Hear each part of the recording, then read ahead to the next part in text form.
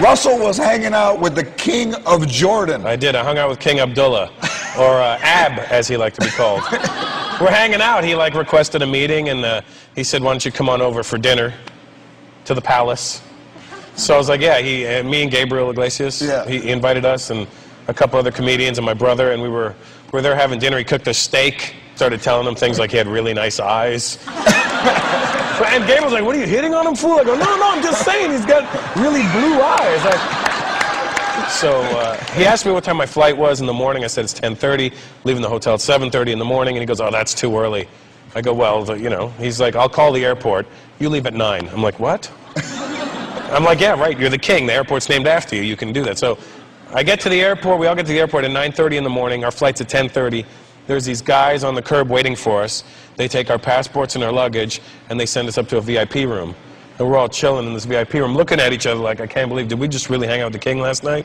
And then it's like 10 to 10 now, and an angry Arab dude walks in the room. He looks angry as hell, holding a passport. He's like, "Rásel Bíterzs." And I'm like, "That's me." I'm cocky as hell because I hung out with the king. I'm like, "What are you gonna do, right?" Like, so he's like, "Come with me," and I go, "No."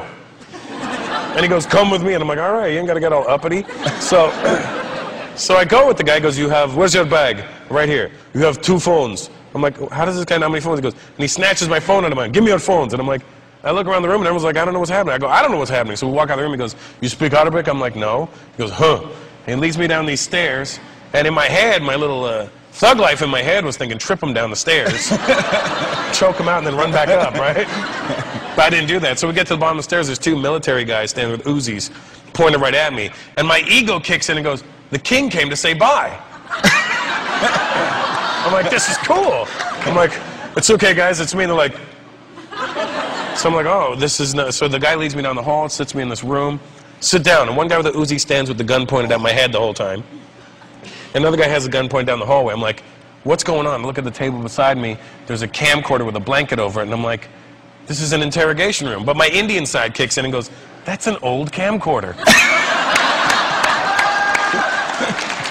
We really need to get some new product in here. That's what I was thinking, right?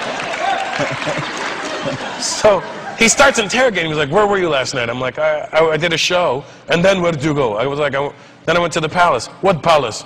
"What do you mean, what palace?" "The king's palace." "Which king?" "What do you mean, which? Don King." "What do you mean, the king? The guy behind you is a picture of the king." He goes, "My king?" I go, "Yeah, your king." "Why you went?" "Because he invited me." "Huh." Then he lights up a cigarette, and every time he's not looking, I keep looking into the camcorder and making faces. I'm like, because I'm thinking homeboy with the gun's going to shoot me in the back of the head. And if I die, I want my last video to be, right?